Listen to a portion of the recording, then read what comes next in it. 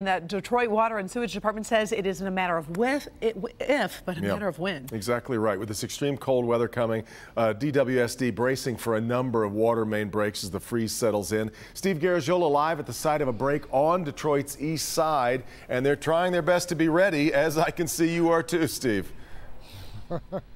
Yeah, we're trying indeed. Yeah, and as Karen said, it is a matter of not if, but when, and they're ready for it. They know it's coming. This is a site they just fixed up this afternoon. Not as many water main breaks as you would think, but this bitter cold temperature will bring more, and they're ready for it. This site, all too familiar, flooding from a broken water main. Detroit's Water and Sewage Department is gearing up for more. All the workers that would normally be doing maintenance as well as meter operation type work, we're going to move them over to work on water main breaks. We're going to move all of our contractors and subcontractors into the water main work. Last January, there were 313 water main breaks in Detroit, just in January. This month, only 18 so far. Thank you, Mother Nature. We've had an extremely mild. We were able to do some of our construction work well into January this year, where normally we'd have to end that work at the end of October, early November. So it's really weather related. The rest of this week, sub-zero temperatures, and then possibly back into the 40s.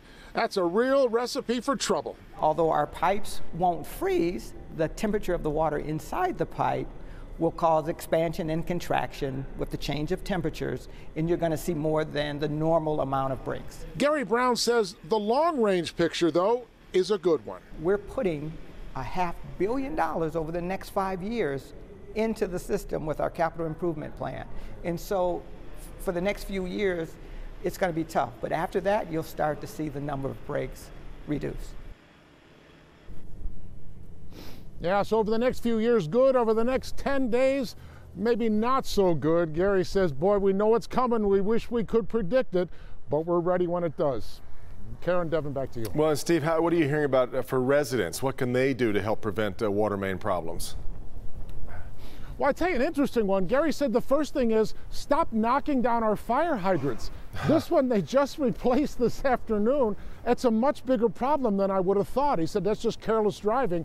And number two, take care of your own pipes in your own house, because when they have to shut off the water to a neighborhood, it causes delays and it puts a strain on the rest of the system. So you can help. Yeah, interesting. And of course, a lot of those hydrants are covered up with snow right now, which makes the problem even tougher. All right, Steve, you bundle up. Karen? Yeah.